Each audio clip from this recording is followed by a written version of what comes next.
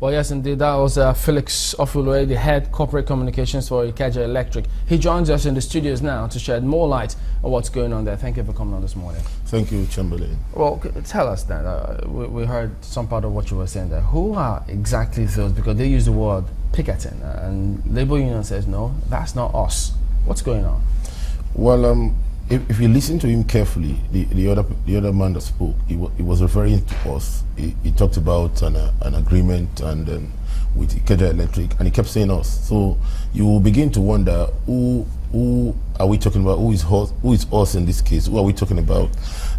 If you were talking about coalition of electricity, people that demand electricity, the coalition of civil rights, we never had a meeting with them. The dialogue we had was the union. So you can deduce from what he was saying, when he kept saying us, that they are heavily involved in this picketing activity. Who are heavily involved? The Labour.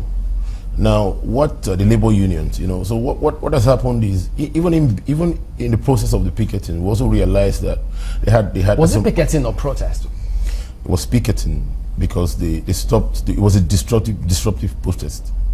All over our locations, all over our facilities, they shut down, they barricaded the entrances, they prevented staff from going in, and they actually drove the ones in the office out. Even though Mr. Omona says that he thinks that there was a circular from your management saying members of staff shouldn't stay, that they can stay away if this protest, in his words, continue. No, what the management said was, there's a tendency for it to get, because of the kind of people that come in there, that most of them are not actually labor. They are people that they hire for this kind of services. So we didn't want a situation where it will get into some sort of violence. So what we said was, look, if you perceive any semblance of violence in your area, please don't be confrontational. Please just vacate the area.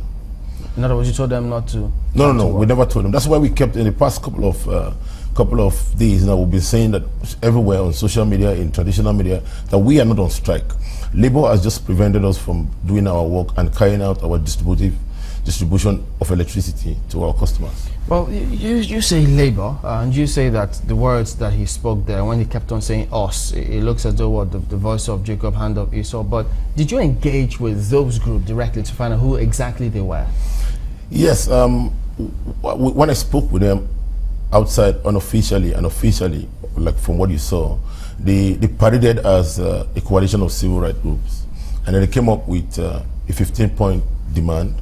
But you could see that from the 15-point demand, they kept harping on disengagement of 400 workers. Rather than, like what I told them, I said, look, all the demands you have and what you're talking about, these things are not peculiar. They are legacy issues and they're national problems. So you can as well decide to picket all of that discourse if those were the issues. But if you noticed from what they were saying and what they kept harping on, recall 400 workers, appealing to the sympathies of Nigeria, telling them that, look, you can't sack Nigerians, you can't sack 400 Nigerians and then people that have mouths to feed. But again, you see, there's some mischief in there, because for a very long time, right from the first time that they came to picket, we specifically stated that they are 400. Who came to picket? This Katan group or? No, the Labour. That's NUEE. Yes. That was when in March. That was in March. Yes, early March. We kept saying that 400 employees were not disengaged from Ikeja Electric. 229 employees who were deemed to be performing below standards were asked to leave the business. At that time, they were asked to leave the business. The services were no longer required because they were deemed to be performing below required standards. So it was not in any way 400 people. But I've been amazed, because what has happened is we have over 1,000 union members who went through this same appraisal process, who are still working in the business.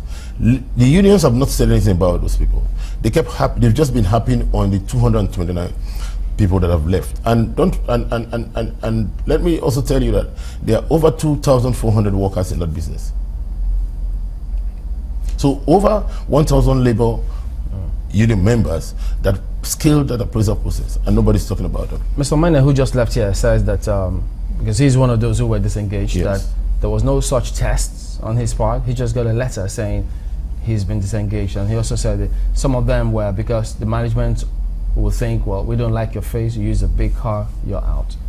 That allegation or claim is far-fetched, if I may say, because one, it's not a witch hunt. You don't want a witch hunt. What you want is, it's a business. You want the best for your business, because what you are positioning yourself to make a statement in the electricity industry.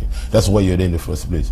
What has happened is, there's a strategy which prompted the business to take a relook at the roles of the people, because you're positioning yourself to deliver, to be a provider of choice anywhere energy is available. So what has happened is, we, for the sake of excellence, you took a look at a reassessment of the roles, and then to find a proper fit. That was why there was a competency assessment. There was a competency objective process that was set up at the beginning of the year. There was also a mid-year review, and at the end of the year there was an appraisal. As part of there were different steps of appraisal, but did they all partake? To a very large extent, yes. To a very large extent, yes. Now, these appraisal parameters are in line with best practices across the world. These are private organizations we're talking about now. So they partook in the appraisal processes, and some of them were found not to be suitable. And don't forget that the appraisal process also threw up some other very positive things. Now, a lot of people were found to be doing things that they were not properly aligned with, so they had to realign them for proper fit. A number of people were promoted as part of that appraisal test. A number of people the roles were also created in such a way that they had a proper defined career growth. So it wasn't just about disengaging people. There were promotions as part of the appraisal test. There were realignment of career roles as part of the appraisal test. And what I'm saying is, between 2015 and 2016, 603 employees, more than 603 as we speak, because at March it was 603, more than 600 people have been employed as members of staff in the business. Did Mr. Omona partake in that test? I should think so, because he said it's part of HR. That's probably why he left. It's part of the HR process for maybe senior management, may not, but I know it's part of the. So there were some who did not. No, I'm not aware that there were some who did not. What I'm saying is that it was a company-wide appraisal process. If that's the case, then why is it only Keja Electric that they seem to be starting this protest of theirs, or picket? What you need to look at is the influence of the people that are involved. Now, it may have happened in other areas which I'm not aware, but what I'm saying is that you see when a deputy chairman of a union is part of those affected, I'm sure that you understand the influence and the weight behind it. So you can adduce it to that. Even though he says that, look, he doesn't feel happy, that people will always ask questions. Could it be that you, senior member in the union, cannot rein in your members? That rubs off negatively on him, he says. So he says, look, I couldn't possibly be involved. Yes, but we're looking at a situation where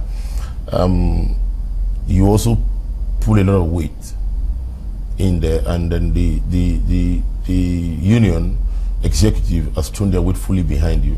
So in whatever way, in whatever manner, whatever fashion they parade themselves, they're largely behind. The truth is, we have quite some photos of pockets of NLC flags here and there from the picketing.